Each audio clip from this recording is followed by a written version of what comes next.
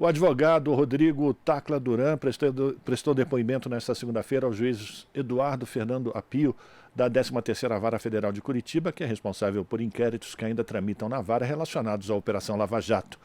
Tacla Duran afirmou mais uma vez que foi vítima de extorsão e perseguição por integrantes da operação e que é perseguido até hoje pelo deputado federal Deltan Dallagnol, que é do Podemos, e também por procuradores. No depoimento, ele apresentou vídeos e fotos que comprovariam a extorsão praticada por um grupo de advogados ligados ao ex-juiz e agora senador Sérgio Moro e também do procurador, o ex-procurador Deltan. Diante das afirmações, o juiz encerrou o depoimento de Tacla Duran e enviou o processo para o Supremo Tribunal Federal. Porque o Moro e o Dallagnol agora passaram a ter o chamado foro privilegiado, por terem sido eleitos como parlamentares. O juiz indicou que Tacla Duran deve prestar novo depoimento, agora para a Polícia Federal, sobre o esquema de extorsão e, além disso, ele também solicitou a inclusão do advogado no programa de proteção a testemunhas do governo federal. Na última sexta-feira, o ministro do STF, o Ricardo Lewandowski, já havia suspendido a ação penal da Lava Jato contra Tacla Duran. E para a gente falar sobre a repercussão desse depoimento do advogado Tacla Duran e agora os desdobramentos que podem vir a partir desse depoimento, nós conversamos com a advogada Tânia Mandarino, que também integra o coletivo Advogadas e Advogados pela Democracia. Muito bom dia, doutora Tânia, bem-vinda mais uma vez ao Jornal Brasil Atual. Bom dia, muito obrigada. Vamos lá então repercutir esse momento tão importante, né, Rafael? Pois é, o que traz de mais importante nesse depoimento do Tacla Duran ao juiz Eduardo Apio, lá da 13ª Vara, que antes não foi levado em conta pela Justiça nos processos que já foram colocados em tramitação, doutora? Eu penso que tem várias denúncias importantes que Tacla Duran ontem fez frontalmente, diretamente. As duas principais delas com relação a Fábio Aguaio, que ele declarou ser notório e publicamente conhecido como cabo eleitoral de Moro, que foi candidato a vereador aqui em Curitiba, inclusive apoiado por Sérgio Moro, e ao advogado Carlos Zuccolotto, sócio da Rosângela Moro, esposa de Moro, e como o próprio Tacla Duran disse, sócio de Moro, porque ele é casado em regime de comunhão total de bens. Essas duas denúncias foram diretas, assim como foi direta também a denúncia de perseguição que ele fez, de ter sofrido perseguição pelo Ministério Público Federal, apontando inclusive tentativas de ameaça feitas por Deltan Dallagnol, isso é muito grave, em procedimentos extraprocessuais. E as duas denúncias, digamos assim, mais indiretas, mas que também falaram eloquentemente, foram contra Sérgio Moro e Deltan Dallagnol, sobretudo na questão da extorsão em relação a Sérgio Moro. Ele disse logo no início que, por se tratar de uma audiência admonitória, ele era um réu preso, né, que tinha ido para a Espanha se refugiar, de se exilar, digamos assim. Então, por se tratar de uma audiência admonitória, ele não ia entrar no mérito dos fatos materiais em relação às denúncias, mas esclarecer mais questões processuais. Então, muito interessante o quanto ele teve a ousadia de denunciar o Ministério Público também com relação às perseguições. Ele disse que o Ministério Público, em seus pareceres, tem o hábito só de copiar e colar. Isso, de certa forma, lavou nossa alma como advogadas e advogados, porque nós sabemos disso, não só o Ministério Público, né, como também muitos juízes, e declarou frontalmente essa perseguição que ele sofre, e, colocando fatos, né, ele depois, em 10 países diferentes já, em relação à Operação Lava Jato, e foi a primeira vez que ele foi ouvido no Brasil. Ele disse que não foi ouvido antes, porque o Ministério Público não deixou. Ele fala, inclusive, que tem provas de que pagou $613 mil a advogados ligados à deputada federal, agora deputada federal Rosângela Moro, que é mulher de Sérgio Moro. Inclusive, essas denúncias já pipocavam antes, né, doutora? De que existia um verdadeiro balcão de negócios sobre delações premiadas e a possibilidade de liberação ou não de escolhidos pela Lava Jato para serem presos, né?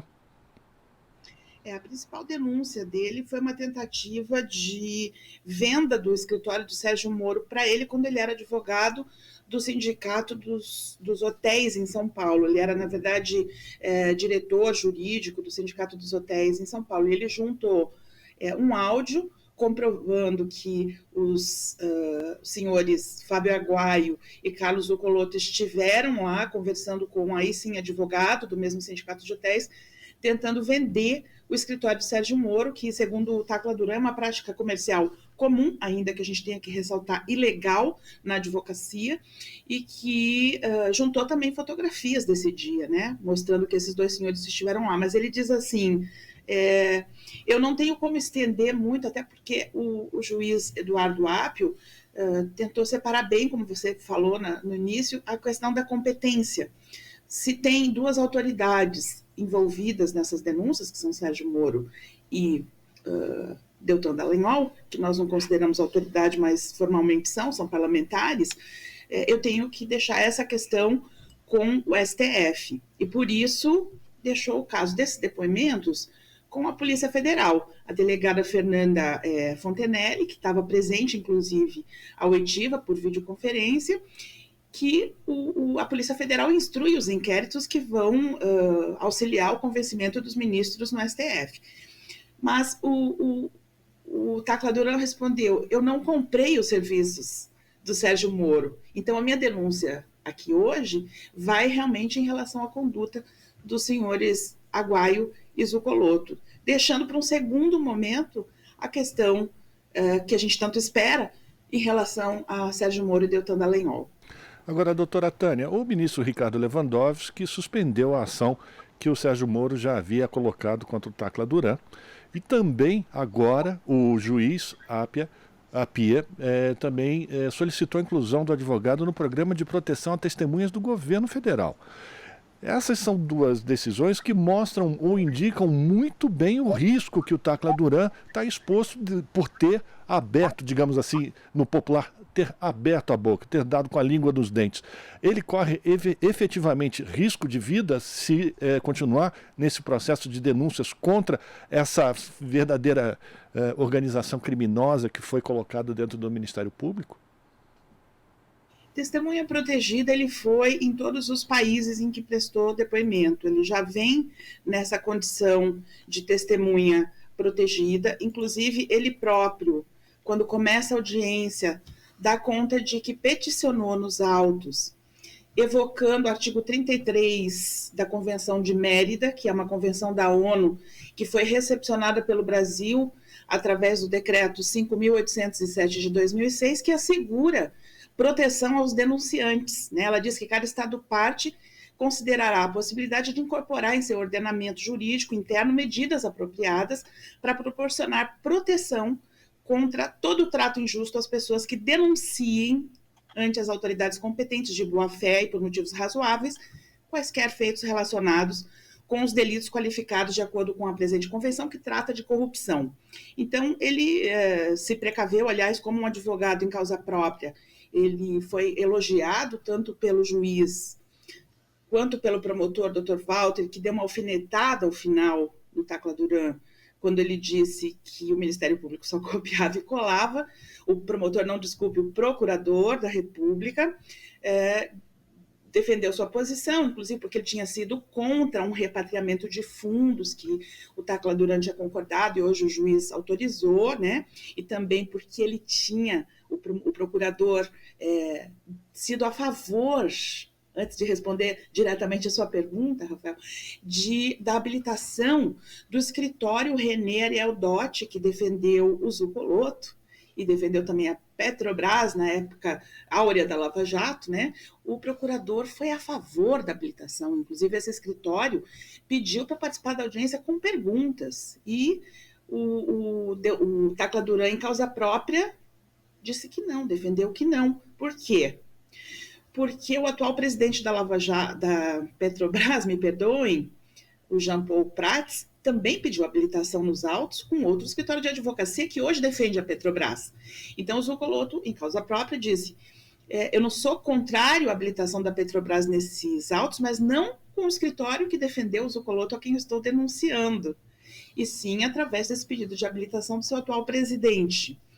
Nesse momento, o procurador disse advogar em causa própria é escrever com o fígado, né? Mas, de certa maneira, confirmou a elogiosa consideração que o juiz também fez. Então, ele está, há 1 ano e 3 meses, segundo ele, advogando em causa própria nesse processo, denunciando um esquema de organização criminosa que permeou as nossas instituições, né, sobretudo o Ministério Público e também o Judiciário, a gente tem que dizer, através da atuação do Sérgio Moro, isso fica evidente, e não há dúvidas de que ele pode, sim, ser alvo de qualquer coisa que atente contra a integridade de sua vida. Se trata de depoimentos que podem entregar pessoas muito poderosas nesse país. E aí me chama a atenção, e é claro que a gente não vai querer aqui ser irresponsável, querer fazer qualquer ilação. Mas, de qualquer forma, nesse momento em que o Tacla Duran teria que prestar esse depoimento, na semana passada a gente teve uma grande repercussão na mídia tradicional sobre a possível violência contra o agora senador Sérgio Moro, o incompetente juiz da Lava Jato, segundo o Supremo Tribunal Federal, contra a sua vida. A senhora acredita que uma coisa possa ter ligação com outra, ou seja, transformar o Sérgio Moro numa vítima por conta de sua atuação corajosa à frente da Lava Jato, diante dessas denúncias que, mais uma vez, vêm a público do advogado Tacla Duran? Se a intenção é essa, eu acho que vai falhar, porque fica muito evidente pela observação da cronologia dos atos, do processo, apesar de a questão desse suposto planejamento de um atentado a Sérgio Moro ter começado já em fevereiro, a gente pode acreditar que já era um caminho sendo preparado para um momento como esse, quando o Tacla Duran viesse a falar, mas muito mais que isso, para um ataque frontal ao presidente Lula e seu governo. Então, ali, eu acho que vai ser difícil emplacar, apesar de que a gente nunca pode subestimar as fake news que eles criam, inclusive com, ainda, infelizmente, né, setores da Polícia Federal, que, aliás, ontem foi muito elogiada pelo juiz Eduardo Apio na sua nova composição, mas a gente não pode subestimar que esses casos, né, que são, não sei se são montados, não estou afirmando isso, mas que aparentam ser, não atinja, né, a opinião pública, porque eles têm uma rede de fake news muito poderosa, não foi desmantelada, não é de hoje, né? A gente sabe que o moro-bolsonarismo, como a própria esposa de Moro disse uma vez, Moro e Bolsonaro são uma coisa só, e aí fica a minha ressalva com relação à nossa comunicação, que precisa melhorar, e melhorar bastante, para poder fazer esse enfrentamento, mais do que as questões jurídicas propriamente ditas, porque elas estão se desmontando por si só. A gente está conversando com a doutora Tânia Mandarina, advogada, que integra o coletivo Advogadas e Advogados pela Democracia, falando aqui com a gente sobre o depoimento prestado nesta segunda-feira pelo advogado Rodrigo Tacla Duran ao juiz Eduardo Fernando Apio, da 13ª Vara Federal, lá em Curitiba, onde ele apresenta fotos, vídeos, enfim, informações sobre a possível extorsão e perseguição que ele foi vítima pelo deputado, o atual deputado federal Deltan Dallagnol e agora o atual senador Sérgio Moro. Todo esse depoimento do Tacla Duran, inclusive a doutora Tânia fez um trabalho muito bonito de edição e todos nós podemos acompanhar, acessando inclusive o Twitter da doutora Tânia Mandarina. A gente não vai apresentar aqui por conta do nosso tempo, viu, doutora? Mas a partir de agora, qual é o procedimento? Como é que funciona a justiça a partir dessa reafirmação do Tacla Duran? Bom, esse processo envolvendo o Tacla Duran, a gente fez ontem, baixou ele na integralidade, são 13 grandes volumes, né? Ou seja, tem coisas que remontam a 2017 e até anterior, eu não fiz uma análise nele ainda. Então, ele é um processo que envolve muitas questões. Ontem ficou definido, já estava definido por decisão do juiz da 13ª Vara Federal de Curitiba, que ia ser tratada da questão da persecução penal, ou seja, Tacla Duran, ainda que tenha tido a sua prisão relaxada pelo juiz Apio, porque ele entende que era uma prisão sem atender os pressupostos processuais, uma prisão ilegal, né? E também porque o STF suspendeu 5 processos envolvendo delações da Odebrecht, então não tinha por que manter a prisão dele. Mas mesmo assim, ele pode ser réu em ação penal. Então, uma das questões é, Tacla Duran será réu? Como é que vai ficar isso daí, né? E a outra questão que foi colocada ontem eram realmente essas questões processuais que ele denunciou, dando já essa deixa para as denúncias de Sérgio Moro e Dallagnol através de Fábio Aguaio, do que ele trouxe sobre Fábio Aguaio e Carlos Zuccolotto. Então, no final da audiência, o juiz deixou muito evidenciado que, a partir de agora, tudo que envolver as questões em relação às duas autoridades, ditas autoridades, vai ser tratado pelo ministro Lewandowski, a quem o juiz Appel elogiou também muito, dizendo que foi o melhor ministro, é hoje o melhor ministro da atualidade, lamentando que ele esteja para se aposentar. Então, ele próprio, para não ter até questões de impedimento futuro que possam ser suscitadas quando ele vier tratar de processos envolvendo esse caso, não vai mais tratar dessas denúncias, vai tudo para o STF. E por isso a Polícia Federal, como eu disse há pouco, que é quem instrui as questões relativas a autoridades.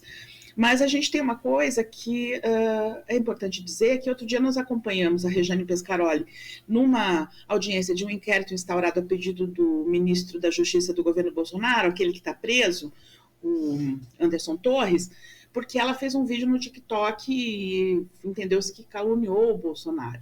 Nós pedimos que o processo fosse remetido para a Justiça Comum, porque, segundo os recentes entendimentos do STF, sobretudo do ministro Alexandre de Moraes, Bolsonaro não tem mais foro privilegiado, né? E o delegado negou. Ele disse que a Polícia Federal ia conduzir o inquérito, depois ia ver o que fazer, porque eles entendem que se a autoridade, à época dos fatos, foi vítima, o foro privilegiado continua. Mas se ela foi autora do fato, ele pede foro privilegiado. Eu me lembrei muito disso ontem, porque, à época, Deltan Dallagnol e Sérgio Moro não eram parlamentares e, portanto, não tinham foro privilegiado e não são investigados por serem vítimas nesse caso. São investigados, ou serão, por serem autores. Então, eu ainda tenho dúvida se esse processo não vem para a Justiça Comum, que é o que eles merecem. Quero agradecer aqui a participação da doutora Tânia Mandarino, advogada, que integra o coletivo Advogadas e Advogados pela Democracia. Inclusive, queria que a senhora passasse para os nossos espectadores, ouvintes, internautas, como acompanhar as suas postagens, pelo menos no Twitter, inclusive onde a gente tem esses trechos que foram separados pela senhora, doutora. Obrigada. O nosso Twitter é @TâniaMandarino, sem H, sem Y, sem nada. Tudo normalzinho. Facinho de encontrar. Tá certo. Eu é que agradeço, doutora Tânia, e a gente sempre conta com a sua participação aqui no Jornal Brasil Atual para trazer esses esclarecimentos que são tão importantes. Forte abraço para a senhora, viu? Abraço e vamos acompanhar esses acontecimentos e seus desdobramentos. Muito obrigado. Conversamos com Tânia Mandarino aqui no Jornal Brasil Atual. Estamos apresentando Jornal Brasil Atual. As notícias que os outros não dão.